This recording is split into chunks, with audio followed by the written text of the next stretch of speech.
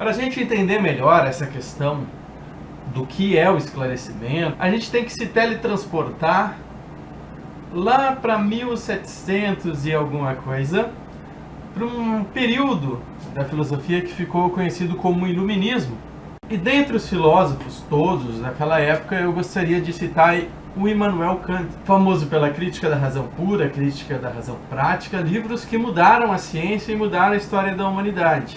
Mas eu gostaria de dar atenção especial a um pequeno texto, tem 5 ou 6 páginas, depende da versão que você encontrar, e que Kant chamou de resposta à pergunta: o que é o Iluminismo? O Iluminismo, de fato, foi determinado período da história do pensamento da humanidade lá na Europa. Porém, hoje a tradução mais adequada seria o que é o esclarecimento, que era o que Kant estava falando. Ele serviu de subsídio e alimento intelectual para, entre outras coisas, a Revolução Francesa, que mudou a ordem social do mundo, que era um mundo governado pela monarquia e com alta influência da igreja, e passou a ser um mundo burguês, com uma influência muito maior da economia sobre a vida dos indivíduos. Eu sei que, falando assim, parece ser uma coisa meio ruim, mas na época isso foi uma grande revolução, isso foi uma coisa muito, muito boa. Claro, a gente chegou ao século XXI e muita coisa mudou. Se derrubou os reis, se teve ascensão e queda do comunismo, a gente passou pelas guerras mundiais, teve descobertas científicas fantásticas, inimagináveis até para os períodos kantianos. Mas será que a gente nos esclareceu? Será que hoje somos uma humanidade mais esclarecida do que na época do Iluminismo? Será? O texto de Kant, ele me parece cheio de boas intenções, ele meio que tem até certos ares proféticos, e é justamente nisso que eu quero trabalhar com vocês. Afinal, o que é o esclarecimento? O Kant respondeu da seguinte forma: o Iluminismo, ou esclarecimento, é a saída do homem de sua menoridade, que ele próprio é culpado. A menoridade é a incapacidade de servir do entendimento sem a orientação de outrem. Tal menoridade é por culpa própria, e se sua causa não residir na carência de entendimento, mas na falta de decisão e de coragem de servir a si mesmo, sem a guia de outrem, separe, aude. Tem coragem de servir a teu próprio entendimento. Eis a palavra de ordem do Iluminismo, ou esclarecimento. Então, logo nesse parágrafo, ele já deixa bem claro uma coisa. Nós vivemos num período de menoridade, ou seja, nós vivemos sobre tutelas externas e por culpa nossa mesmo. A tutela que o Kant está citando naquela época era principalmente a tutela religiosa, a tutela das verdades religiosas, ou seja, a gente se acomoda naquele estado não crítico, né, de aceitação das verdades religiosas, e por isso não muda o mundo. Isso simplesmente segue as engrenagens do sistema, né, a barbárie de tempos anteriores. E ele ressalta: a culpa é nossa, é nós que fizemos isso. Mas por que fizemos isso? Fizemos por comodismo. Afinal, é muito mais fácil você pegar um livro de capa preta e dizer: ali é a verdade, eu simplesmente preciso seguir tudo isso para fazer um mundo melhor, para ser mais feliz, para viver corretamente. E assim eu abdico do uso da minha razão, eu abdico do poder da crítica e eu dou sequência à replicação da ordem social. Evidente que com essa postura eu breco o progresso e eu breco também o desenvolvimento humano, científico, filosófico, e foi essa grande luta do Kant na época, que de certa forma ele saiu vitorioso, né? Como eu falei, o progresso científico foi gigantesco depois das suas palavras. Ou seja, é muito mais cômodo a gente ficar sobre a tutela externa do que começar a fazer o uso crítico da razão. Ou seja, a gente acaba permanecendo na nossa menoridade para o resto da vida. Tanto os poderosos governantes, tanto os governados assumem essa posição de minoridade e por isso, conformismo, comodidade, segurança, a segurança da repetição e assim por diante. Não tem como negar que a vida em sociedade nos traz muito conforto. E junto com esse conforto, ela nos traz também uma limitação da necessidade do nosso uso crítico. Afinal, a gente se torna cada vez mais dependente um dos outros. Então, o que é necessário para ser esclarecido. É necessário pensar por si próprio, pensar com a própria cabeça. É muito difícil isso. Como eu falei, a gente vive amarrado a uma teia de conceitos muito grande. E se desvencilhar de todos esses conceitos é muito difícil.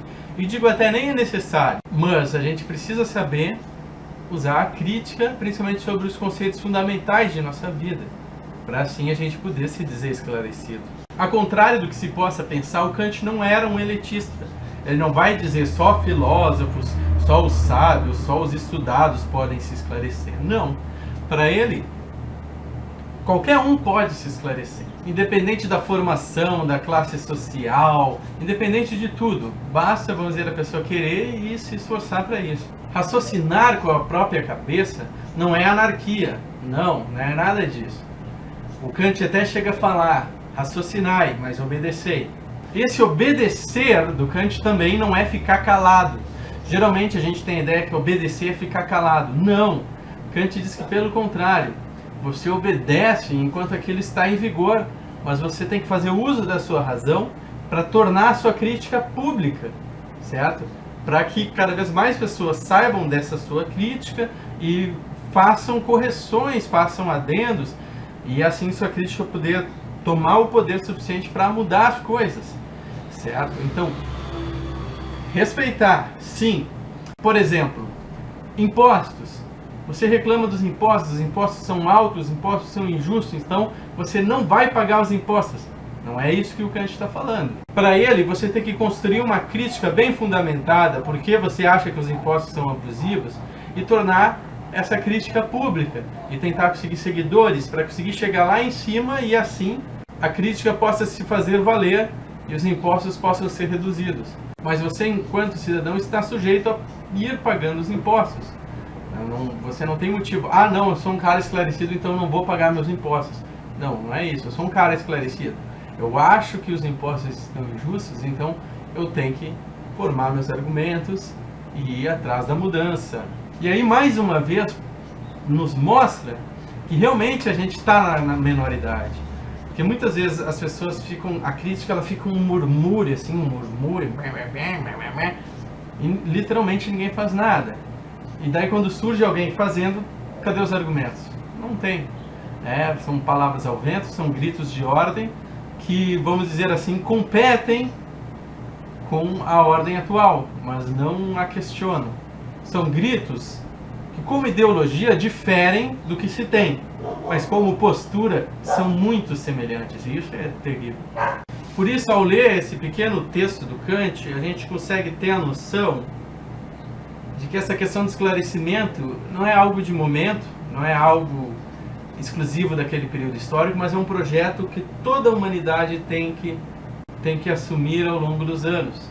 Claro, naquela época houve a Revolução Francesa e isso, de certa forma, acabou mudando o mundo, mas não mudou a nossa forma de pensar, a nossa forma de agir, e a gente acabou se afundando em novos problemas. Olha só, eu vou ler mais uma citaçãozinha do Kant.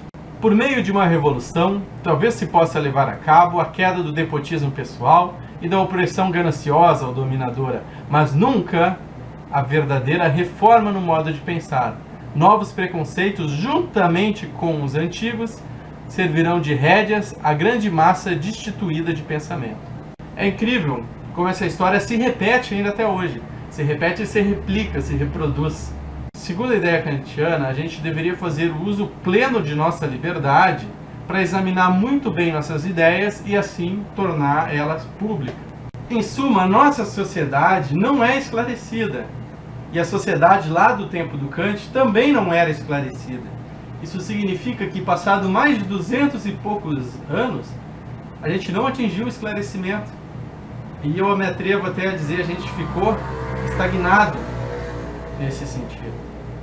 Mas daí é algo que eu teria que argumentar muito longamente e é o que eu estou fazendo na minha dissertação de mestrado. Então o esclarecimento, o iluminismo, lá dos tempos do Kant, ele tem muitas coisas boas. Ele estava cheio de boas intenções, mas ele acabou falsificado pela pretensão de alguns homens e foi transformado numa nova máquina de dominação e poder, diferente da antiga, mas assumindo uma face tão horrível quanto.